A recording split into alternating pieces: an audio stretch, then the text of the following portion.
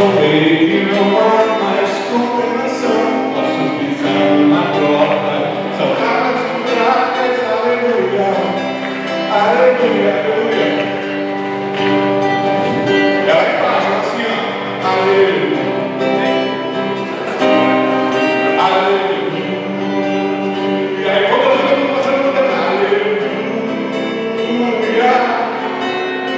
o Senhor.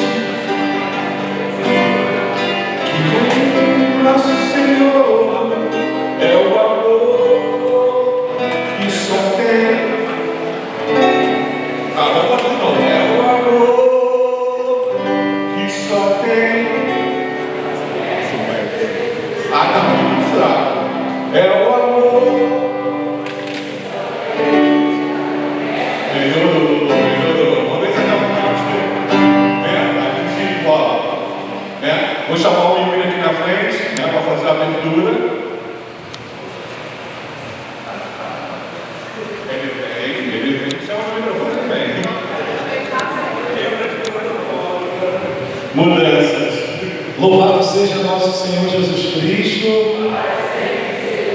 Gente, sejam bem-vindos mais uma vez, com alegria que a gente se reúne mais um domingo, e hoje, especialmente, com um encontro aberto, um encontro que nós convidamos a todos aqueles que quisessem visitar, conhecer o nossa pastoral da iniciação cristã, nosso catecumenato, nosso crisma, que nós chamamos.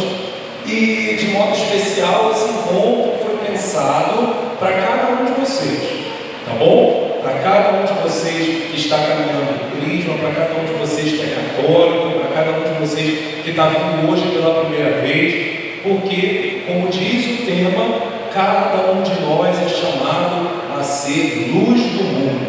E assim a igreja resplandece através de cada um dos seus servos, cada um dos servos do Senhor, dos filhos de Deus, essa luz do mundo. São vocês, cada um de nós que iluminamos o mundo. E assim, com alegria, eu quero convidar. Primeiro o Leandro vai colocar aqui, vamos lá, nosso contra-regra.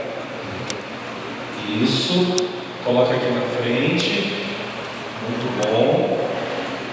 Maravilha. Agora eu quero convidar aqui à frente o nosso irmão Gessiandro, que vem hoje partilhar a palavra de Deus conosco, vem hoje fazer esse encontro conosco, dizer algumas palavras. Ele, que como nós colocamos no anúncio de uma página no Instagram que é bastante seguida, bastante conhecida, o @Pensar Catequese, e hoje nós vamos ter essa oportunidade de ouvi-lo ao vivo, aqui falando conosco, e poder também fazer perguntas, obviamente, para podermos crescer cada vez mais na caminhada de fé. Por isso eu te convido, onde você está, levando sua mão direita aqui em direção ao nosso irmão. Vamos pedir que o Espírito Santo de Deus o oriente, o Espírito Santo de Deus o conduza, e que nesse encontro, neste momento de partilha da palavra, de instrução da vontade de Deus a partir de sua igreja, para iluminar todo o mundo, que ele seja instrumento para cada um de nós e também para cada um daqueles aonde chegarem essas palavras. Por isso, peçamos juntos: vinde, Espírito Santo, enchei os corações dos vossos fiéis e acendei neles o fogo do vosso amor. Enviai o vosso Espírito e tudo será criado, e renovareis a face da terra. Oremos. Deus, que instruístes os corações dos vossos fiéis com a luz do Espírito Santo, fazei que apreciemos retamente todas as coisas segundo o mesmo Espírito, e gozemos sempre da sua consolação, por Cristo Senhor nosso. Amém. Consagrando este momento a nossa padroeira, Nossa Senhora da Conceição, rezemos: Ave Maria, cheia de graça.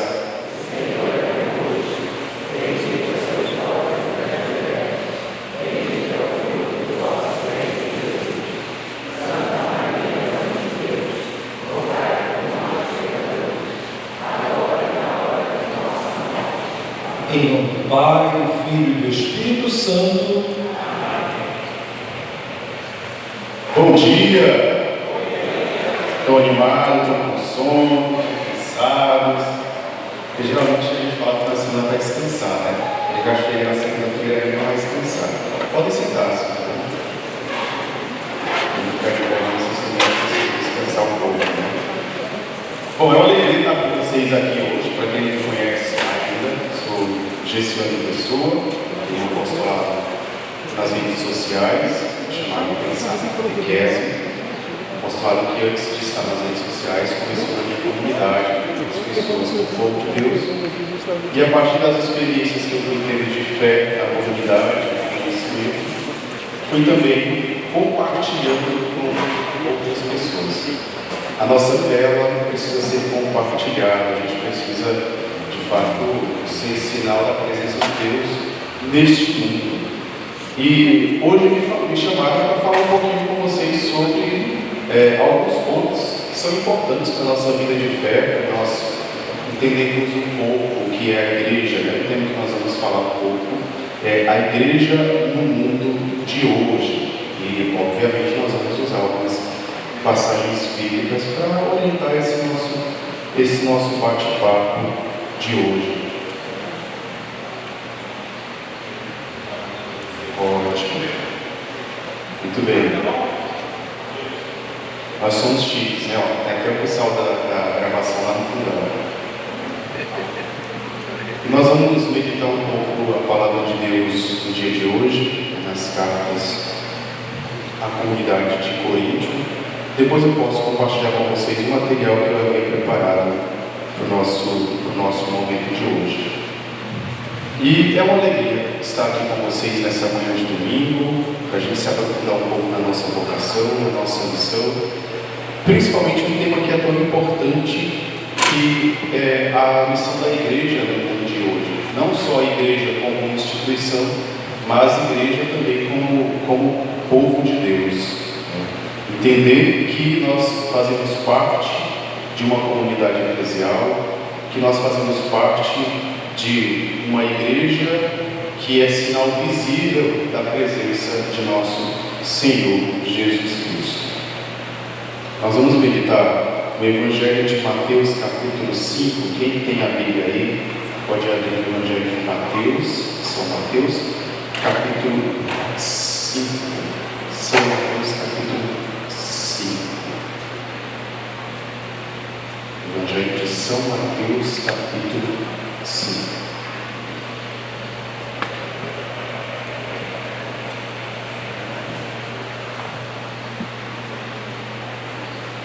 No Evangelho de São Mateus, capítulo 5, nós vamos meditar um pouco a importância de ser sal da terra e luz do mundo. Sal da terra e luz do mundo. Lá no versículo 13, diz o seguinte: Vós sois o sal da terra. Se o sal perde o sabor, como que será restituído o sabor? Para nada mais serve, senão para ser lançado fora e calcado pelos homens. Vós sois a luz do mundo. Não se pode esconder uma cidade situada sobre uma montanha, nem se acende uma luz para colocá-la debaixo do alqueire, mas sim para colocá-la sobre o candeeiro, a fim de que brilhe a todos os que estão em casa. Assim brilhe a vossa luz diante do mundo e diante dos homens, para que vejam as vossas boas obras e glorifiquem vosso Pai que está no céu. Amém? Nesse Evangelho nós vamos entender a importância de sermos luz no mundo. Às vezes parece que nós estamos imersos na escuridão, diante de tantos desafios, diante de tantas dificuldades, parece que não existe saída. Mas a igreja, ao longo da história, se nós olharmos para a história da nossa fé, nós vamos perceber que a igreja, ao longo da história, ela foi sinal visível da presença de Deus e foi luz no mundo. Eu gosto muito de um sermão de um padre chamado Antônio Vieira, que ele é do século XVII. Ele faz uma abordagem muito bonita, muito profunda sobre o ser sal na terra. E ele diz o seguinte: vós sois sal da terra. Vós, diz Cristo, nosso Senhor, falando com os pregadores. Essa passagem que nós acabamos de ler é Jesus falando para os pregadores. Sois sal da terra, e chama de sal da terra porque quer que façam na terra o que faz o sal. E qual o objetivo do sal?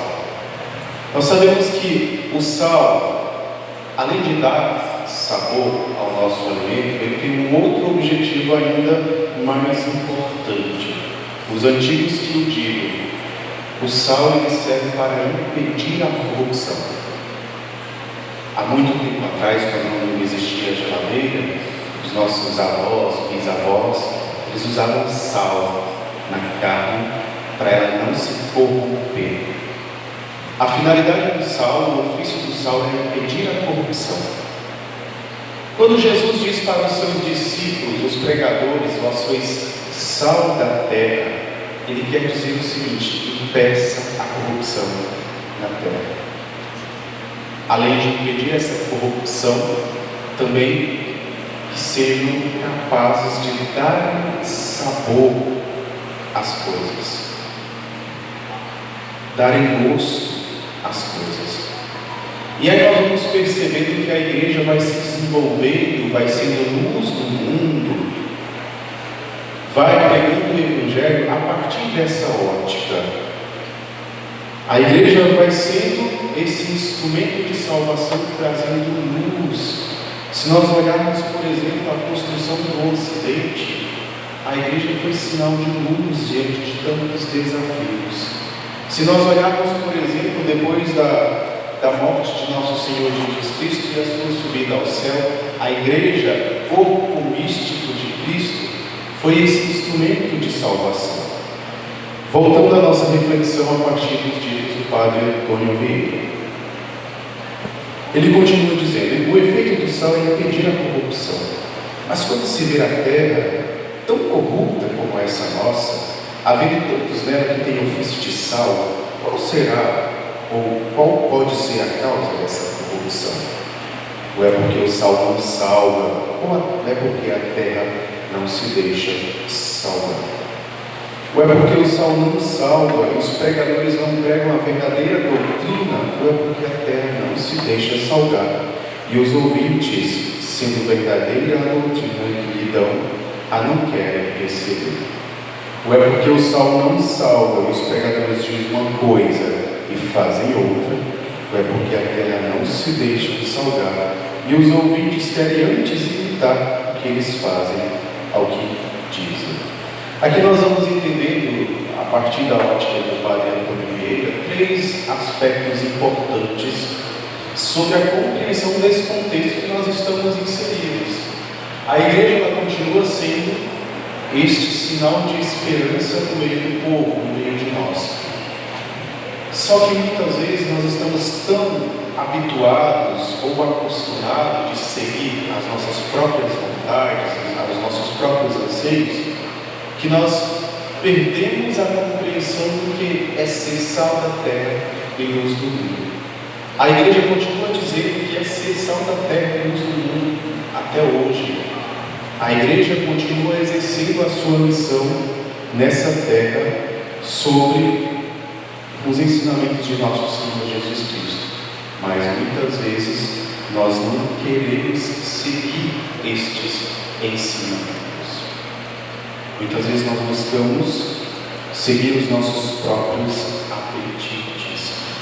E muitas vezes é difícil nós abrirmos mão da nossa vontade para se colocar no lugar do outro. Porque muitas vezes abrir mão de alguma coisa é ter que abraçar uma veste diferente da nossa. Às vezes, abrir mão de alguma coisa é ter que crescer, e crescer dói. Desapegar de antigos vícios, desapegar de antigos costumes, dói. Eu costumo dizer que a nossa igreja, a nossa Santa Mãe Igreja, é como uma velha senhora, bem idosa, mas que aprendeu ao longo da sua existência aquilo que é essencial. Eu te pergunto no dia de hoje, o que é essencial na sua vida? O que realmente faz sentido na sua existência? O que realmente é importante você abraçar? Ou o que é necessário você deixar para trás? Nós estamos no período da Quaresma, tempo de oração, penitência, de jejum, de caridade, tempo de deixar muitas coisas para trás. Por agora eu estou fazendo as minhas malas para me mudar de estados, e eu percebo que todas as vezes que eu tento me mudar de lugar, eu tenho que abrir mão de várias coisas que eu achava que era importante. Livros que eu já não leio mais, roupas que já não me servem mais, algumas amizades que, embora sejam muito importantes, mas precisam ficar, não necessariamente para trás. Mas eu preciso abrir mão de algumas coisas. E o que nós precisamos abrir mão hoje? Abrir mão para ter uma caminhada que faça sentido. A igreja no mundo de hoje continua nos ensinando a ser sal da terra e luz do mundo. Ela continua dizendo e nos mostrando, como o Evangelho de São Mateus, o que é ser sal da terra e luz do mundo. Porém, cabe a nós entendermos esse sentido da nossa existência, da nossa missão, da nossa vocação. A maioria de vocês são catequizandos, acredito eu, estão fazendo um percurso de intimidade com Cristo e a Igreja, e nesse percurso vocês também estão se configurando a Igreja, que é o próprio corpo místico de nosso Senhor Jesus Cristo. Aos poucos vocês vão buscando ser cada vez mais semelhantes a esse Cristo, que é a própria Igreja. Por isso que ao longo desse caminho nós precisamos nos perguntar como que anda o nosso processo de crescimento, como que anda o nosso processo de abraçar essa causa do Evangelho. E aí nós vamos percebendo que o processo de conversão é constante. Não quer dizer que esse ano está aqui na frente falando com vocês hoje, ele já se converteu por completo. Continua me convertendo. E como preciso de conversão? Muito.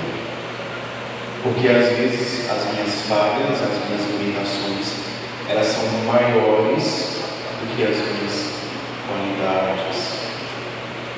Mas enquanto existir desejo de ser alguém melhor, de busca de vivência do Evangelho, ainda há esperança e ainda há conversão. E a igreja do mundo de hoje é esse sinal de esperança. A igreja foi e é, ao longo da história, a luz do mundo. Eu peguei um trechinho de uma obra chamada Como a Igreja Católica Construiu a Civilização do Ocidente, a Civilização Ocidental.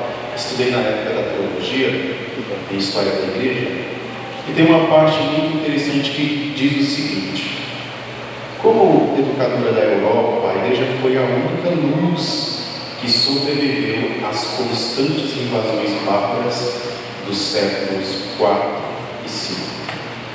Nos séculos 9 e 10, as mais devastadoras ondas de ataques, desta vez dos vikings, imaginários e muçulmanos, como dissemos assim. Para se ter uma ideia do que foram estas invasões, tenha-se em conta que um dos mais conhecidos guerreiros, o viking, era chamado quebrador de crânios ou quebra-crânios. A visão certeira e a determinação dos bispos, monges, padres, estudiosos e administradores civis católicos salvaram a Europa de um segundo colapso. Tudo isso devido às mentes da instrução plantadas por grandes sábios, como escreveu um erudito.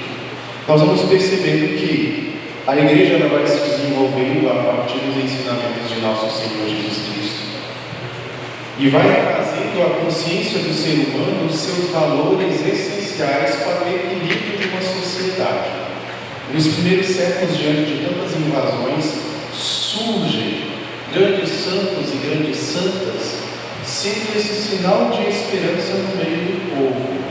Aquilo que nós conhecemos hoje sobre respeito, sobre moral, sobre ética, sobre conhecimento, foi graças à igreja, que pouco a pouco foi educando a civilização, porque o comportamento daqueles povos, principalmente do século 4, 5, 9, 10, eram comportamentos selvagens.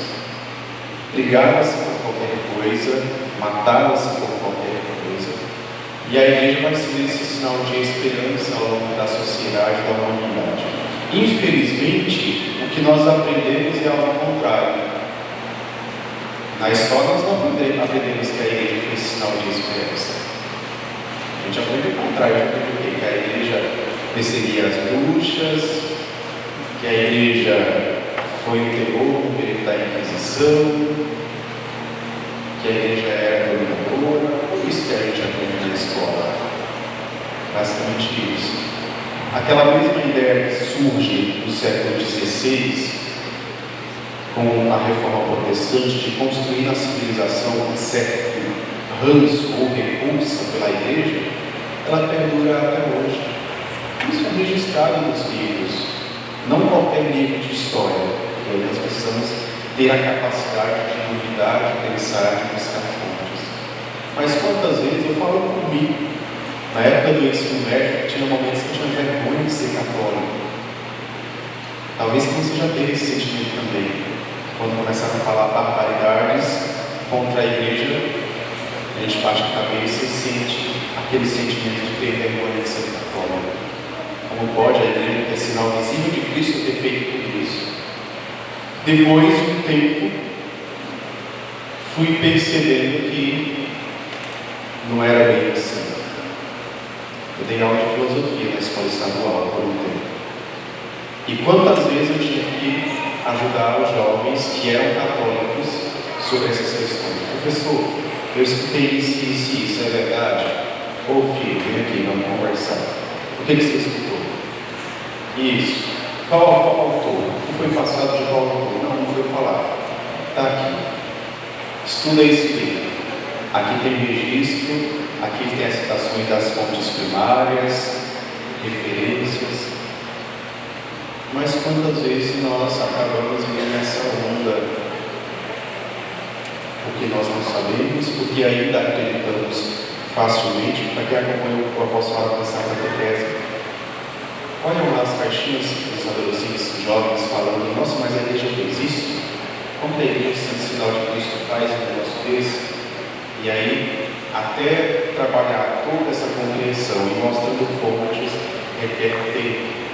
Por isso que nos dias de hoje, a igreja, sendo presença real no mundo, como mãe educadora, nos orienta cada vez mais a buscar a verdade.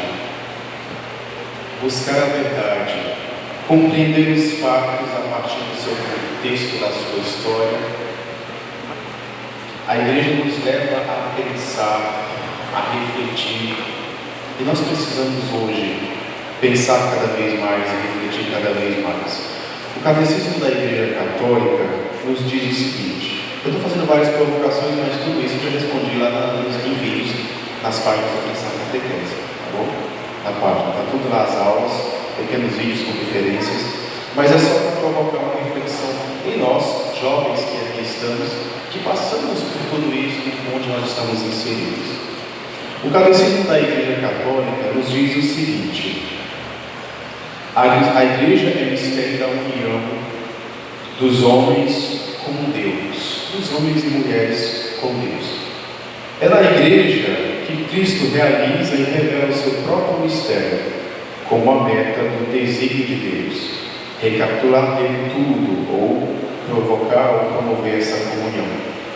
São Paulo chama grande mistério, como diz em Efésios capítulo 5, versículo 32, a união esponsal de Cristo e da igreja, porque esta união a Cristo como seu esposo ou como seu esposo É próprio da igreja como se tornou e se torna esse mistério. A igreja, como essa união esponsal, como a esposa de Cristo, ao mesmo tempo é a nossa mãe educadora, que nos leva ao conhecimento da verdade, que realiza em nós ou nos leva a uma experiência de fé. A igreja, como mãe educadora, nos revela o mistério salvífico de Deus. E foi graças à igreja que nós temos acesso à palavra de Deus. É graças à igreja que nós temos acesso ao livro sagrado. Muitos podem dizer que não, mas a própria história diz o contrário. Nos primeiros séculos da igreja, lá entre o século III e o século IV, na verdade o século IV, 392 depois de Cristo, o Papa Damaso chama um monge ou um sábio chamado Jerônimo. Hoje nós conhecemos como São Jerônimo. Na época a Bíblia estava, ou os textos sagrados, não a Bíblia, mas os textos sagrados estavam nas seguintes línguas, no grego e no hebraico. Então o Papa dá a missão a São Jerônimo de traduzir a Bíblia para a língua do latim. Era a língua do povo, o latim era a língua do povo simples. Era a língua do povo simples. E justamente por conta disso, que ele pede que traduza essa palavra de Deus, os textos sagrados, para essa língua, para que as pessoas simples tenham entendimento. Imagina chegar para você falando, sei lá, inglês. Você não vai entender, alguns sim, outros não. Se eu chego falando português, você vai entender. Mais ou menos essa compreensão da época. Um outro ponto importante que muito contribuiu para a propagação da palavra de Deus foram os monges, até porque o pergaminho era caríssimo, caríssimo. Poucas pessoas tinham condição de comprar um pergaminho. Para escrever tudo aquilo a próprio punho, imagina escrever uma Bíblia inteira a próprio punho, com couro de pele de ovelha, com pedras, a tinta era feita com pedras preciosas. Imagina o tanto de pedra que tinha que quebrar para fazer tinta. Poucas pessoas tinham acesso, porque era caro demais, e ainda, além disso, era falta de conhecimento. As pessoas não eram alfabetizadas. Nós estamos em 2024, quantas pessoas não sabem ler e escrever? Lá em casa, a cada 15 dias vai ter senhora não, uma moça, fazer a limpeza do apartamento. Ela tem média de 40 e poucos anos. Ela não sabe ler e escrever. Hoje, em 2024, tem pessoas que não sabem ler e escrever. Eu imagino naquela época, século 3, 4 depois de Cristo. Com o passar do tempo, a igreja sendo esse sinal visível e presença de Cristo no mundo, vai construindo as universidades, para que mais pessoas tenham conhecimento, e essas pessoas que tenham conhecimento possam transmitir esse conhecimento para outras pessoas. A Igreja Católica cria as universidades. Tempo depois, um religioso padre chamado São José de Calasanz, ele fala o seguinte: nós temos que construir escolas públicas também. Temos que dar educação para essas pessoas. E aí, constrói escolas públicas para aqueles que não têm condição. E nós vamos percebendo que ao longo da história, a igreja continua sendo esse sinal de esperança. A igreja, ao longo da história, assume verdadeiramente o papel de mãe educadora. Por isso que a igreja é sinal de comunhão entre os homens e mulheres com Deus. É sinal de caridade visível de Cristo, que se fez também caridoso e amoroso para cada um de nós. Além disso, a igreja é sacramento universal de salvação. A igreja quer que todos sejam salvos. Por isso que os sacramentos são sinal visíveis da presença de Cristo. O sacramento do batismo, quando eu recebo o sacramento do batismo, eu me torno agora filho de Deus. Não sou mais apenas um gessiano, mas eu sou portador do Espírito Santo. Eu tenho uma filiação divina, eu sou filho de Deus. Além disso, eu faço parte de uma grande comunidade. Ou seja, já não é mais o gessiano isolado do mundo. Agora é o gessiano que é irmão de todos vocês. Querendo ou não, nós somos todos irmãos em Cristo. E isso que é bonito. Estou vendo lá de Vigário Geral, vindo lá de Vigário Geral para cá. Vou daqui a pouco participar da mesma missa, do mesmo sacrifício que acontece lá no Vigário Geral. Vou lá para a minha comunidade no interior do Maranhão. Só tem 82 pessoas. Hoje não tem mais nem isso. 50 pessoas é muito. É a mesma missa celebrada. Encontro-me com os meus irmãos e irmãs em Cristo, assim como me encontro e me reúno com os meus irmãos e irmãs em Cristo aqui.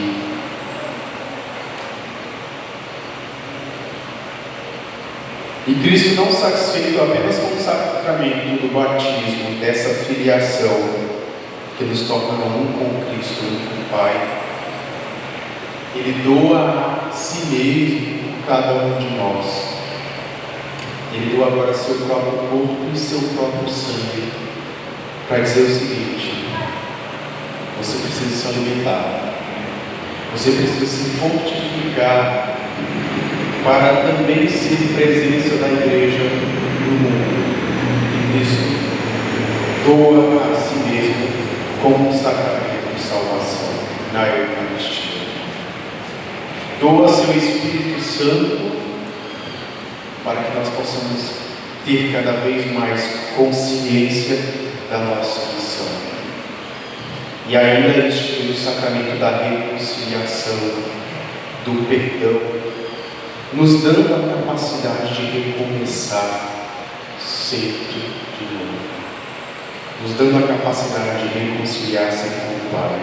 E nós vamos percebendo que a igreja, sinal visível da presença de Cristo no mundo, não só quer que nós tenhamos o conhecimento da verdade, mas tenhamos acesso a essa verdade, que é Cristo, que se revela por meio dos sacramentos, que se revela em cada um de nós.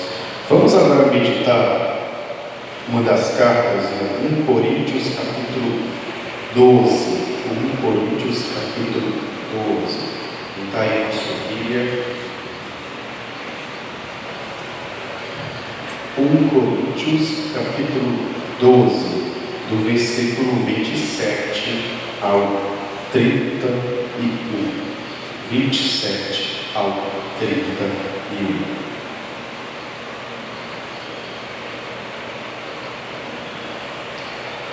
Ora, vós sois o corpo de Cristo e cada um de sua parte é um dos seus membros. Na igreja, Deus constituiu primeiramente os apóstolos, em segundo lugar, os profetas, em terceiro lugar, os doutores, depois os que têm o dom dos milagres, o dom da cura, o dom de governar, de falar diversas línguas. Por acaso são todos apóstolos? São todos profetas? São todos doutores? Fazem todos milagres? Têm todos graças de cura? Falam todos em diversas línguas? Interpretam todos?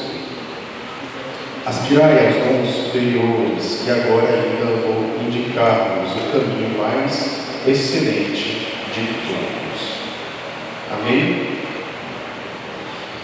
Nós vamos percebendo aqui nessa carta da comunidade de Coríntios que nós somos membros do corpo de Cristo, que é a sua igreja. E cada um de vocês que aqui estão tem um dom específico. Cada um de vocês aqui tem um talento diferente.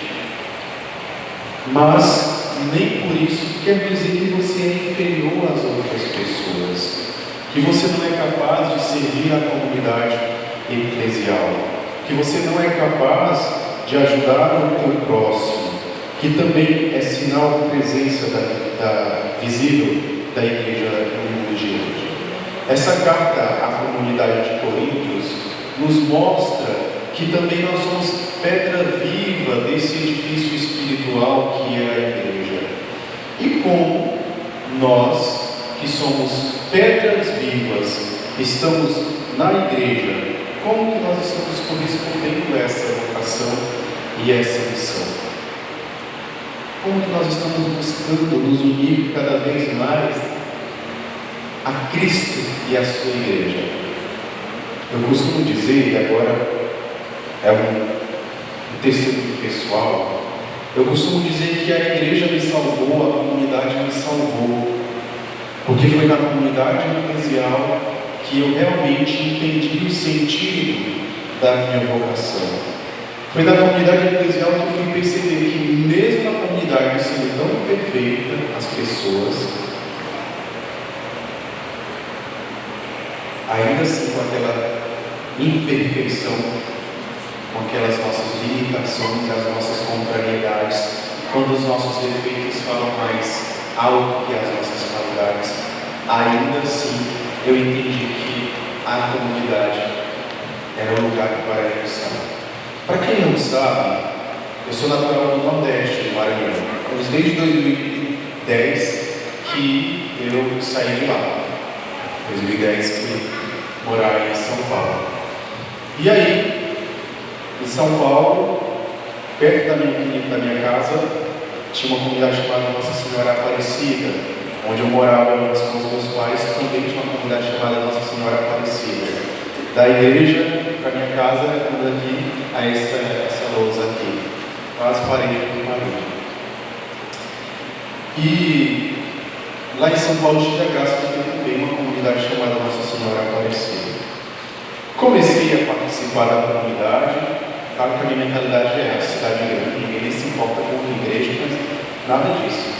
Comecei a participar da comunidade próximo de casa, comecei a participar do grupo de jovens, comecei a ajudar em missões. 3 meses, quase 4 meses depois, a minha irmã foi morar comigo, né? Minha irmã mais velha, 8 meses, mais velha que eu. Começamos juntos. Ela começou, na verdade, a participar também do grupo de jovens, de ajudar os que precisavam, de fazer missão, de doar no meio. E fomos ajudando. Minha irmã começou a trabalhar, também estudava, junto comigo, na sala. E aí, um belo dia, não tão bem assim, a minha irmã volta do trabalho para casa na sexta-feira à noite, teve um AVC, fui direto para o hospital. Cheguei no hospital, ela estava amarrada na maca. O hospital público já sabe como é, falta médico, falta enfermeiro, falta tudo. Sexta-feira à noite já tinha quase nenhum enfermeiro.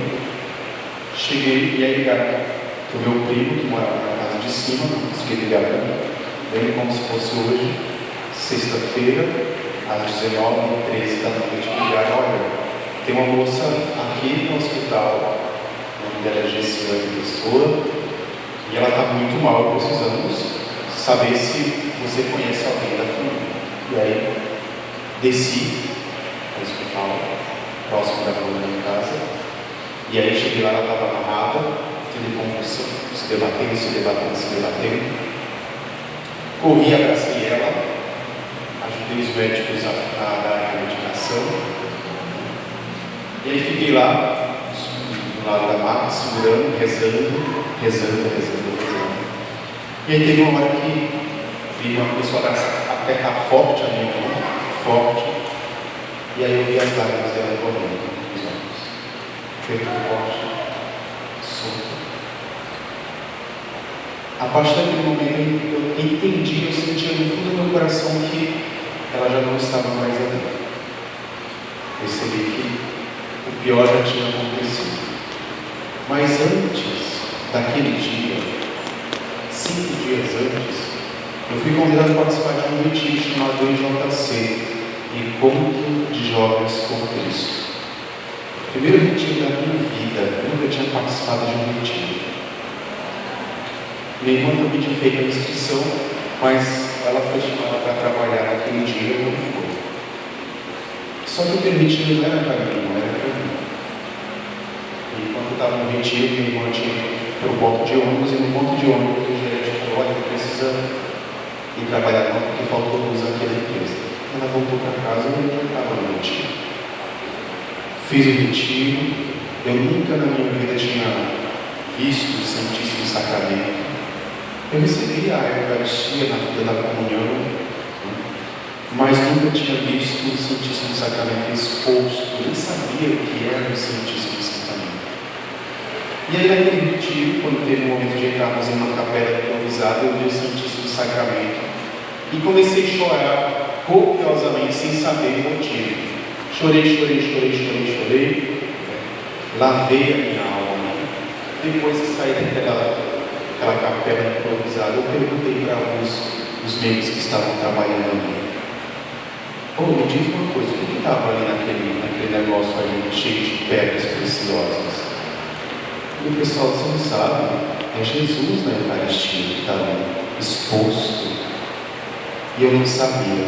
Eu sabia que existia uma presença muito forte ali, mas eu não sabia dizer o que era.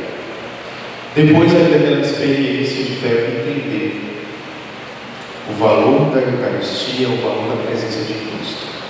E quando eu estava no hospital segurando a mão da minha irmã, antes dela apertar a minha mão e falecer, o que veio no meu coração foi tudo aquilo que eu vivi lá naquele retiro, e sempre a palavra: seja feita a sua vontade, não a minha. Seja feita a sua vontade. E quando eu meditei essas palavras em oração, segurando a mão da minha irmã, que ela soltou a minha mão, eu entendi que ali era a vontade de Deus que estava acontecendo em não a minha. E aí, quando aconteceu aquilo, o médico que estava lá já chamou o pessoal que estava lá fora, já me pegaram pelo braço. Eu olhei rapidamente, só vi o pessoal que fez a porta na roupa da minha irmã, colocando os aparelhos. Foi a cena que ficou. E me tiraram a força, e aí já chegou uma ambulância, já saiu com o corpo e foi para outro hospital. E aí eu entendi que já não tinha mais o que fazer. Minha mãe me ligando, e eu não atendia. Ok.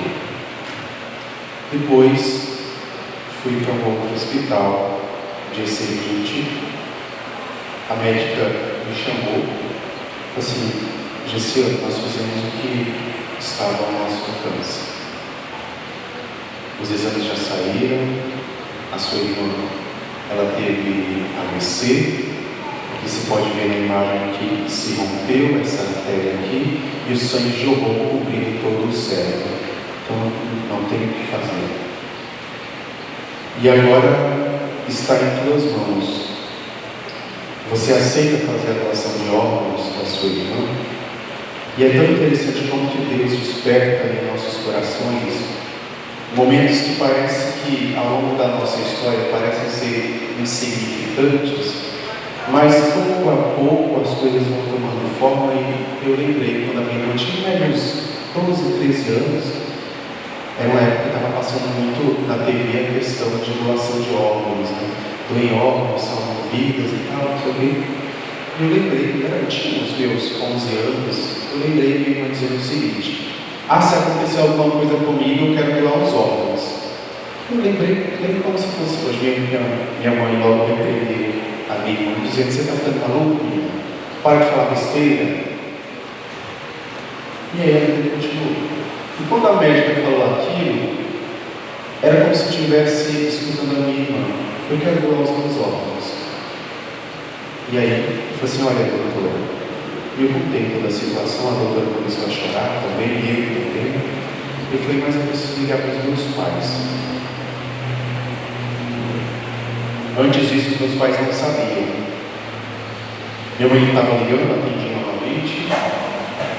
E aí, eu falei: não, a Gessiane está bem, da hora. tinha passado mal, mas foi medicado, não sei o quê. E eu sei que a minha mãe tem gastrite nervosa, uma depressão, tudo. Aí ok, desligou. E aí depois eu liguei e falei, mãe, pode passar para o meu pai? Meu pai é mais controlado, meu pai aprendeu o texto do pai. É o seguinte, aconteceu isso. Aí quando eu falei, minha mãe estava do lado, escutou tudo, só escutei a gritaria da minha mãe. Eu falei, e nós temos uma outra questão, que é a doação de órgãos. O senhor se lembra de tal tempo, né, que aconteceu isso. O que o senhor acha?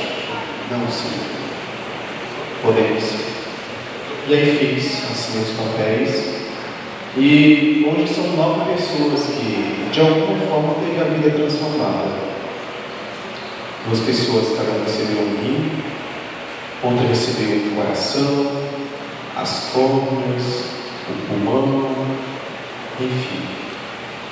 E eu fui percebendo que ao longo da história da minha irmã sempre foi uma história de ser sinal da presença visível do amor de Deus e da graça de Deus.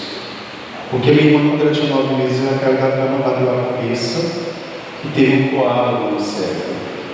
9 meses.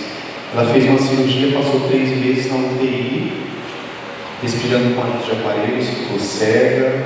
Tudo isso eu fui descobrir depois do falecimento. Que aí peguei o contato da antiga doutora da minha irmã, que era a madrinha dela de batismo depois. E aí ela contou desse ano, a questão do AVC foi a sequela da cirurgia de 9 meses. Nós fizemos a cirurgia, de todas as crianças que nós fizemos essa cirurgia, outros pacientes, a sua irmã foi a única que sobreviveu. Ela sobreviveu à primeira cirurgia, teve uma outra complicação no hospital, porque na transfusão de sangue, fizeram a transfusão de sangue errado. E ela teve várias hemorragias internas. E nós fizemos a cirurgia porque isso faz parte do nosso ofício, enquanto existe vida, nós precisamos lutar. E ela ficou cega, ela ficou paralítica. E quando ela fez 1 ano e 1 dia, ela abriu os olhos, ela começou a mexer as mãos, os pés, e aí nós percebemos que ali sim era um milagre de Deus. Então, ao longo de toda a história da sua irmã, sempre foi uma história da presença de Deus. E aí eu fui entendendo como que Deus vai agir na nossa vida. Depois que a minha irmã faleceu, eu levei um pouco para a casa dos meus pais para fazer o funeral. Passei 20 dias com eles e retornei. Agora, por que eu digo que a comunidade me salvou? Porque o momento do falecimento é muito difícil, mas o pior sempre está por vir. Porque é muito difícil a gente aprender a viver sem partes de nós. Uma ferida um pouco se cura, fica cicatriz. Mas alguém que se vai, alguém que a gente ama, fica uma parte muito grande vazia dentro de nós. A gente sente falta porque aquele abraço era o único que eu tinha no mundo. Não existe outro abraço igual. Aquela forma de falar, de rir, de contar piada, de ser presença, só existe aquela forma. E aí que entra a comunidade. Havia 7 meses que eu estava em São Paulo, mas os vínculos que eu construí com o meu grupo de jovens parecia vínculos de uma vida inteira. Porque enquanto eu estava lá na UTI com a minha irmã, rezando, porque eu ainda acreditava, no fundo, eu acreditava que ainda ia acontecer um milagre. Na frente do hospital estava o pessoal do grupo de jovens rezando o texto. Quando eu voltei para casa, lá estava o pessoal do grupo de jovens rezando o texto. Quando eu voltei para a comunidade depois do funeral, lá estava o pessoal do grupo de jovens comigo. Quando eu estava em crise, depressão, com pensamentos negativos, lá estava o pessoal, sendo presença visível da igreja. E eu fui percebendo que o que nos unia era muito maior do que os nossos defeitos. Por isso que a igreja me salvou. Eu não tinha mais o abraço da minha irmã, não sentia mais o cheiro da minha irmã. E para quem perde alguém, essa fase é muito difícil, porque a gente vai percebendo que o cheiro desaparece. A gente esquece às vezes o som da voz, o jeito de ir, e isso é muito difícil. Mas eu encontrava no abraço de cada um dos meus irmãos e irmãs da comunidade, também uma forma acolhedora da minha irmã. Eu tive sonhos ao longo, depois de alguns meses que a minha irmã faleceu, sonhos sempre muito reais, e era interessante que, embora fosse sonho, ela dizia que o orgulho da pessoa que você está se tornando. Ser forte. Fica bem, desiste não. E Deus sempre tem um jeitinho de cuidar das nossas feridas, de nos pegar pelo colo, de nos orientar pelo caminho. E eu fui percebendo que cada um de nós temos um dom diferente, uma forma diferente de ser presença da igreja no mundo. Cabe a nós encontrar o nosso jeito de ser igreja. É com um abraço? É com um sorriso? É com se importar se está tudo bem? Como diz aquela música, né? Alguém já te perguntou como é que foi seu dia?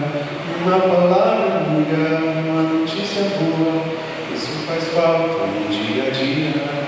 Coisa tão simples, né? Mas que ensinam tanto pra gente ser presença da igreja no mundo. Porque ser igreja, ou a igreja no mundo, não é só um sinal visível de um templo, de uma estrutura, de um edifício. É um sinal visível da presença de Cristo, desse Cristo que habita em nós. Porque cada um de nós temos em nós o Espírito Santo. Temos em nós as mesmas características de Jesus. Porque nós herdamos essa filiação divina.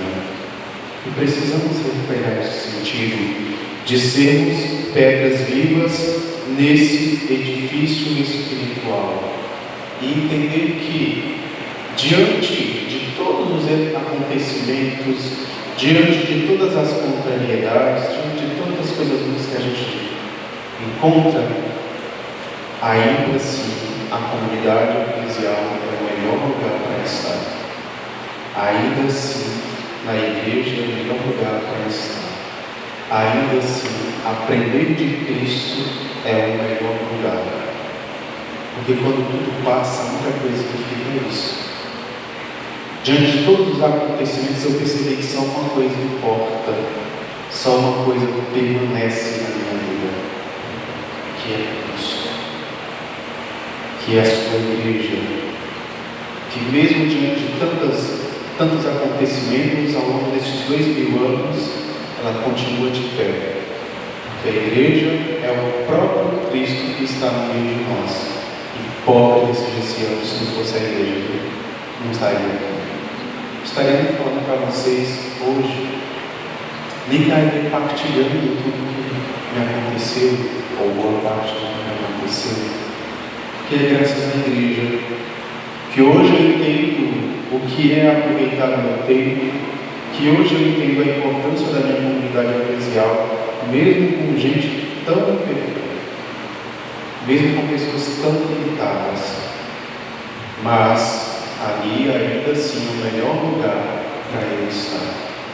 Ali ainda assim é o único lugar que eu encontrei de fato sentido na minha vida, na minha existência, na comunidade eclesial. Vocês estão fazendo um percurso muito bonito, que é conhecer a fé. Mergulhe, busca se aprofundar o máximo que vocês puderem na fé. Porque quando tudo passar, só é a fé que permanece. Quando as dores começarem a bater na porta, é a fé que sustenta. Quando às vezes alguns acontecimentos provocarem feridas, é a fé que te cura. Quando às vezes você estiver sozinho, é graças a essa fé partilhada que nós nos reconhecemos como membro de uma comunidade eclesial. Oi, tudo bem? E tudo bem? Tudo jóia? Toca aqui. Quer falar? E que nós possamos crescer cada vez mais na fé, na compreensão da nossa missão, da nossa vocação e deixar-se ser educado pela igreja, que ela com certeza quer o melhor para nós, que é a nossa salvação. Depois de tudo isso, eu tive a graça de iniciar o apostolado, pensar catequese, publiquei meu primeiro livro, que se chama Era para Ser Apenas um Rascunho, inclusive está ali. Nele eu conto um pouco de alguns acontecimentos e sempre buscando trazer uma lição para a nossa vida. Porque não dá para apenas olhar para as feridas. Essa ferida, graças a isso, essa ferida é por conta disso, que esse é o meu primeiro livro. Não dá só para olhar para as feridas, mas dá para aprender cada uma delas. E eu transformei algumas feridas em força para caminhar e fiz esse primeiro livro.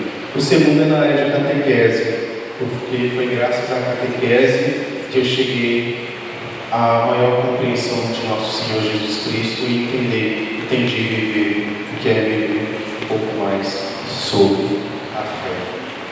Mas é graças à fé, Cristo, que nós vamos tirando um sentido para a nossa existência.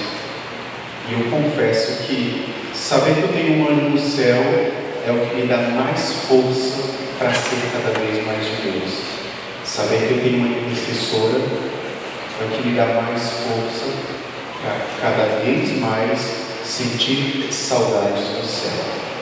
Porque lá é onde nós de fato vamos morar. Aqui é só uma passagem, né? Como diz Santa Teresinha do Menino Jesus, a vida é um brevíssimo segundo. Para a gente amar, a gente só tem o nosso hoje e nada mais. Com a minha irmã tinha planejado o nosso aniversário, que era um mês próximos. Tínhamos planejado o final de semana na comunidade, na Santa Missa. Tínhamos planejado a casa, a carro, visitar os nossos pais. Tínhamos feito vários planos. Mas como nós vivemos o nosso hoje, naquele retiro que eu participei, a minha irmã tinha feito uma carta para o pão, eu guardei ela até hoje. E ela, na carta, ela falava o seguinte, que ela me amava pela amizade que eu devotava a ela. Mesmo ela ter tantos defeitos, eu não notava cada um daqueles defeitos. E ela conclui dizendo para eu jamais esquecer dos meus sonhos. E é tão engraçado a gente, Deus, que 15 dias antes da minha irmã falecer, ela fala assim, você promete que nada nem ninguém vai impedir você de realizar os seus sonhos? Nada, ninguém. Por quê? Não, promete? Prometo. Depois eu fui entender, porque quando a gente perde alguém, sempre surgem alguns pensamentos negativos, até mesmo de tirar a nossa própria existência. Eu sempre falava disso, nada, ninguém vai me impedir de conquistar os meus sonhos. Que nós tenhamos também essa certeza, que nada nem ninguém vai impedir você de conquistar os teus sonhos.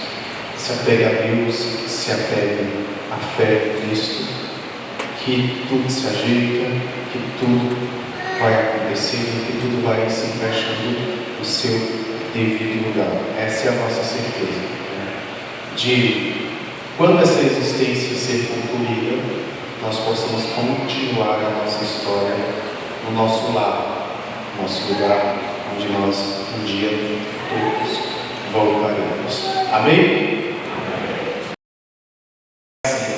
Bom, então vamos agradecer a Deus pelo nosso dia de hoje, agradecer a Deus por mais um encontro que nós podemos partilhar, né? E em tudo isso nós podemos perceber a graça de Deus que vai tocando o nosso coração, que vai transformando-nos do nosso interior para o exterior, fazendo com que as nossas atitudes, fazendo com que o nosso modo de pensar, fazendo com que nós possamos cada vez mais ser íntimos do Senhor.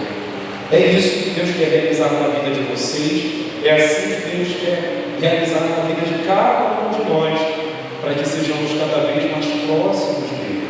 E é disso que fala essa canção que os nossos irmãos vão tocar. Basta que nós amemos a Deus, que nós o busquemos com fidelidade e tudo mais Ele fará.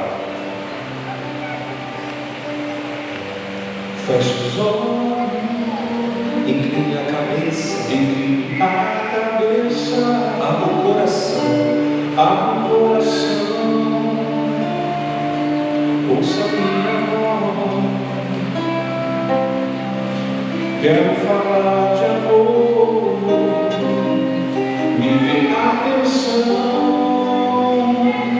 Eu não quero te ver sofrendo, estou te estendendo a mão. Transformarei tua vida, ligarei em você, curarei tuas feridas, não podes mais me esquecer. O teu passado não importa mais, tudo novo farei.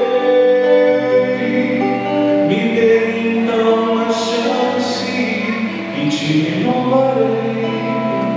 Sou o Senhor, ouça o meu falar, ouça o meu falar. Eu te falo de mudança, eu te falo de mudança. Basta você me amar, basta você me amar. Sou o Senhor, sou o Senhor.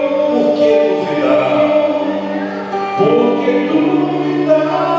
O meu amor é eterno, o meu amor é eterno. Não podes me renegar. Sou o Senhor. Vamos cantar mais uma vez esse refrão. Sou o Senhor. Sou o Senhor. Ouça o meu falar. Ouça o meu falar. Eu te falo de mudança. Eu te falo de mudança. Basta você me amar. Basta você me amar. Sou o Senhor. Sou o Senhor. Por que duvidar? Por que duvidar? O meu amor é eterno. O meu amor é eterno. Não podes me negar. Não podes me negar. Sou o Senhor. Nesse desejo de que cada vez o Senhor venha transformar o nosso coração, transformar nossa vida e nos fazer cada vez mais fiéis aos propósitos que nós assumimos nesse tempo quaresmal, mas sobretudo fiéis ao batismo que o Senhor nos conferiu e assim a luz que Ele colocou em cada um de nós para iluminarmos o mundo como igreja, como família de Deus. Nesta intenção, acolhemos agora a bênção do Senhor. O Senhor esteja convosco. Por intercessão de Nossa Senhora da Conceição, nossa padroeira, desça sobre cada um de vós, suas vidas, suas famílias, a bênção do Deus Todo-Poderoso, Pai, Filho e Espírito Santo.